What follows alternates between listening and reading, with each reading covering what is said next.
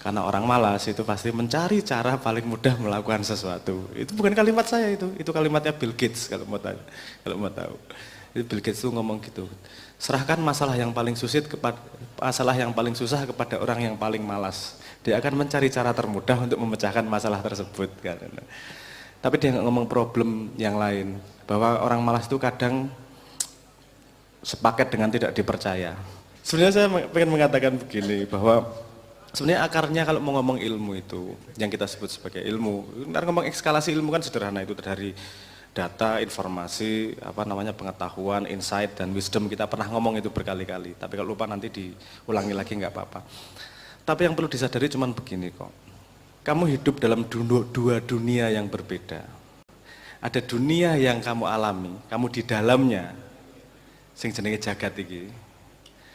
Sandal, sepatu, elek, ganteng, ngono-ngono itu kita hidup ada di dalam dunianya, dan ada dunia yang kamu menjadi dunia itu, yaitu dalam akalmu. Ini yang jero akalmu mungkin donyamu dhewe ini semuanya. Nah, jadi proses belajar itu cuma proses transformasi dari yang di luar taruh di dalam, that's it. Iki apa jenenge? Tahu takon dhek jenenge apa? Korek iki menurut dhek apa? Menurut cangkemmu to kowe? Nek tak omongke silit ya ora apa-apa to. Kalau kita semua setuju iki. Jilih silitmu, tanggung nguripke rokok misalnya. Kalau gini, kata korek itu sendiri apakah ada hubungannya dengan benda ini? Itu kan persetujuan kita. Tapi gunanya apa? Sehingga kita punya di dalam dunia kecil kita ini ada sebuah konsep, kalau kita ngomong korek, keluarnya di kepala kita sama. Nah, jadi proses dari luar taruh di dalam, itu yang namanya belajar dan ilmu itu tadi. Sesederhana itu sebenarnya. Kowe mesti coba bayang-bayang gini. Kalau semakin banyak yang kamu taruh di dalam kepala, entah ada namanya entah enggak ya, tapi kan kamu punya representasi dalam kepala, kamu semakin bisa membayangkan, bikin gambar sendiri.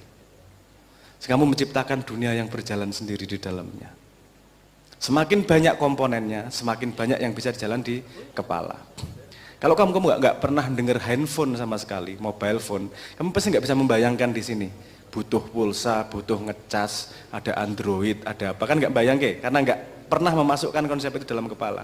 Ketika kamu memasukkan konsep dalam kepala, kamu bisa melakukan, kemudian bisa membayangkan dan membuat dunia yang berjalan di dalam kepalamu itu.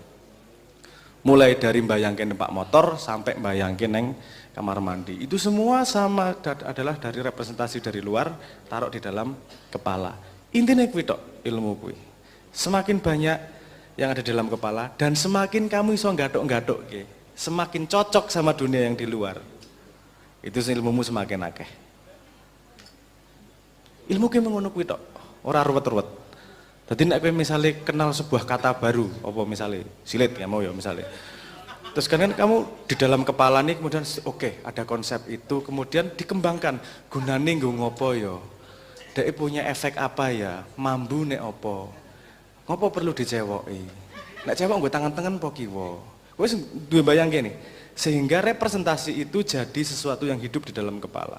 Kalau dia cuman tidak hidup dalam kepala, dia cuman gudang, namanya bukan ilmu, namanya cuman repositori, namanya cuman gudang. Kamu mengumpulkan kayu nggak ada gunanya kalau tidak dibuat menjadi rumah, kan gitu kita ngomongnya dulu. Berarti semua representasi itu ada gunanya di kepala. Tok ubengke neng das tabrak-tabrake dan seterusnya. Kemudian kamu punya teori setelah nabrake dalam kepala. Ke teori itu kemudian dicocokkan lagi dengan dunia luar. Nek ra cocok dandani neng kene. Sok-sok ra trimo, nek ra cocok kowe sing salah. Jadi kalau kita terkejut, kalau kita tidak paham dan seterusnya, itu ada ketidakcocokan yang ada dalam kepala dengan yang terjadi. Kemungkinannya ada dua, kita kurang bahan atau kita salah nyambung di kepala. Karena kebenaran yang paling benar di dunia yang tidak bisa dibantahkan oleh siapapun adalah sesuatu yang sudah terjadi. Rasa bantah kowe, wis terjadi kok. Izin Tuhan kok. Mesti itu kebenaran kowe.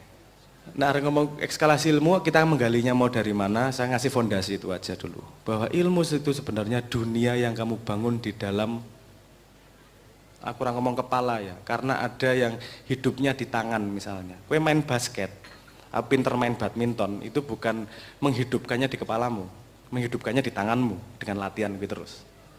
Kan gitu. Gede itu ada dalam jagat kecilmu, tapi jagat kecilmu itu juga harus sinkron dengan jagat gede untuk menjadi satu dunia yang seperti di Arab karo Gusti Allah. Nah gunane apa kita belajar itu kan karena kepala kita sedikit, ono bocah sinau mancing 20 tahun, dia punya teori misalnya ngono, mancing kuwi paling ampuh ngene mangkate jam 2:15 madepe ngalor nggawa segala macam gitu. Kita mungkin bisa nggak percaya, tapi harus menghargai juga, dia membangun dunia itu 20 tahun loh di kepalanya, pasti ada sesuatu juga loh di situ yang mungkin benar kan gitu misalnya. Nah karena manusia banyak, masing-masing membangun dunianya sendiri, yang adalah potongan potret yang mungkin tidak lengkap terhadap potret dunia, itu gunanya kita saling sinau bareng. Tak ngintip ndasmu kaya ngopo, tak ngintip ilmumu, donyamu kaya ngopo to kan gitu. Nah itu yang namanya belajar. Membangun ilmu itu ngono tok. Apa membangun ilmu? Itu menciptakan dunia dalam kepalamu. Ilmu ki piye? Jane meng nampung ning ndasmu seperti apa? IQ yang disebut sebagai pinter apa ora segala macam itu, IQ itu hanya kapasitas film di dalam kepalamu. Kamu punya 1000 bahan di kepala, dalam sekali waktu kamu bisa menghadirkan berapa objek dalam sekali waktu, dalam satu pemikiran nih, kamu bisa menghadirkan semakin banyak objek dan interaksinya IQ-mu semakin tinggi. Kalau cuma sedikit, IQ-mu tidak terlalu tinggi. Bukan berarti yang kemudian nggak bisa ngapa-ngapain, sedikit nek sergep kan ya iso, kan gitu. Nah jadi saya pengen menyambungkan konsep paling sederhana, paling basic itu dulu, bahwa ilmu itu sebenarnya menciptakan dunia di kepalamu, yang kita belajar dari dunia luar. Dunia di kepalamu tidak pernah membenarkan dunia di luar. Kalau ada yang ngomong sains adalah mencari kebenaran, berarti dia nggak paham sains. Sains tidak pernah mencari kebenaran dunia. Nek ra percaya kuwi dudu kalimatku. Itu kalimatnya Niels Bohr namanya. Dia mengatakan di dunia fisika gini, apakah fisika mencari penjelasan tentang jagat raya? Oh tidak. Fisika itu mencari tahu apa yang bisa kita katakan tentang jagat raya. Ilmuwan-ilmuwanku ya sufi jebul ya. Ilmuwan-ilmuwanku ya sufi jebul ya. Ngeri ya. Ora sah ngaku sufi dalah neng apa senenge biut. Tapi tenanan, maksudnya dia paham benar bahwa kita tuh nggak mencari kebenaran dunia, kita cuman reflektor sedikit tentang dunia. Apa yang bisa kita katakan tentang dunia?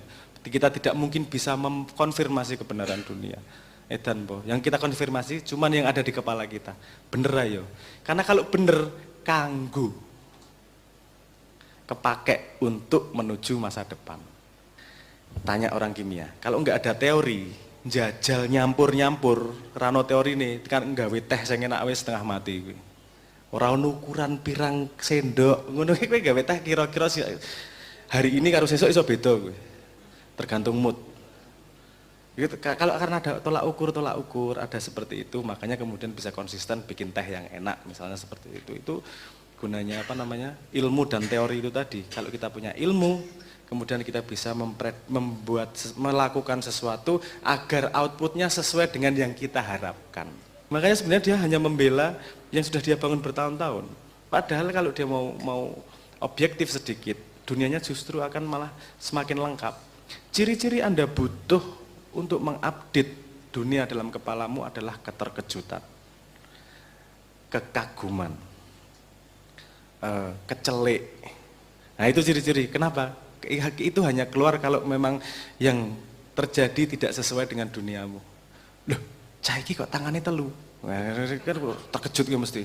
Karena orang tidak ada dalam duniamu pernah mengalami ada orang tangannya 3 kan gitu. Sehingga kamu kudu ngupdate. Oke. Iki calana, iki pria tapi kok pria. Ini jantan tapi kok mengandung ini. Gak pernah terjadi. Oh, tapi ada anomalinya. Ngerti lah binatang yang mengandung lagu apa?